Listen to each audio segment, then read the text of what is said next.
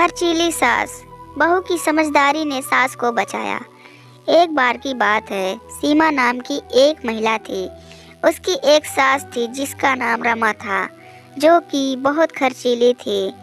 सीमा जहाँ बचत पर जोर देती थी, वहीं उसकी सास कोई बचत नहीं करती थी और बेफजूल खर्च करती थी। एक बार सीमा ने अपनी सास को कुछ पैसे रखने के लिए दिए, जिसको वह अगले दिन बैंक में जमा करवाने वाली थी। उसकी सास उन पैसों से बाजार से अपने लिए कपड़े लेकर आ गई। अगले दिन जब सीमा ने अपनी सास से पैसे मांगे तो सास ने बताया वह तो उसने खर्च कर दिए हैं। उसने सीमा को कहा, बचत करने की कोई ज़रूरत नहीं है, ज़िंदगी को अच्छे से जीना चाहिए।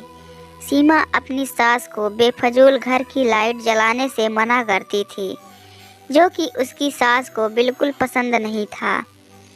वह इन बातों पर अपनी बहू सीमा को डांट देती थी।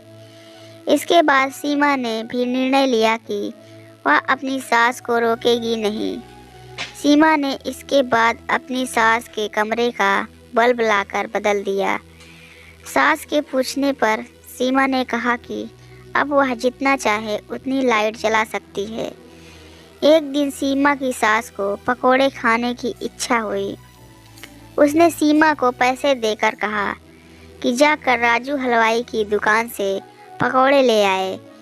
कुछ देर में सीमा अपनी सास को पकोड़े लाकर देती है, जो उसको बहुत पसंद आते हैं। इसी तरह दिन बीतते जा रहे थे और सीमा ने अपनी सास को फिजूल खर्ची पर टोकना बंद कर दिया था। एक दिन सीमा की सास बीमार हो गई। उसको जब हॉस्पिटल में भर्ती कराया तो डॉक्टर ने बड़ी बीमारी बताकर शहर के हॉस्पिटल में रेफर करने को कहा। जब सीमा के पति ने डॉक्टर से इसका खर्च पूछा तो डॉक्टर ने 2 लाख बताया। यह सुनकर सीमा का पति और उसकी सास बहुत दुखी हो गए कि इतने पैसे हम कहाँ से लाएंगे। लेकिन सीमा ने डॉक्टर को अपनी सास को शहर के डॉक्टर को रेफर करने को कहा, जिससे उसके पति और सास हैरान हो गए। सीमा ने बताया कि यह पैसे उसने घर खर्च में से बचत करके जोड़े हैं। इसके बाद कुछ दिनों बाद सीमा की सास शहर से अपना इलाज करा कर आ गई। अब वह पूरी तरह से स्वस्थ थी। उसने आकर सीमा से पूछा कि तूने इतने पैसे कैसे जोड़े?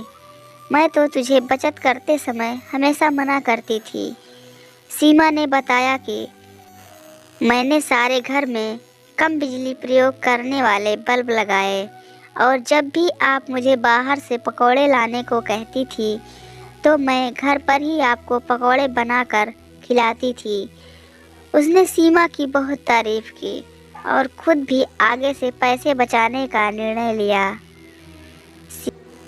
इस कहानी से हमें यह सीख मिलती है कि हमें फिजूल खर्ची से बचकर पैसे का सही इस्तेमाल करना चाहिए।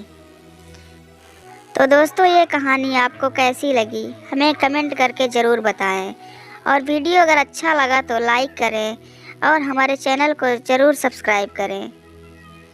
वीडियो देखने के लिए आप सभी का धन्यवाद।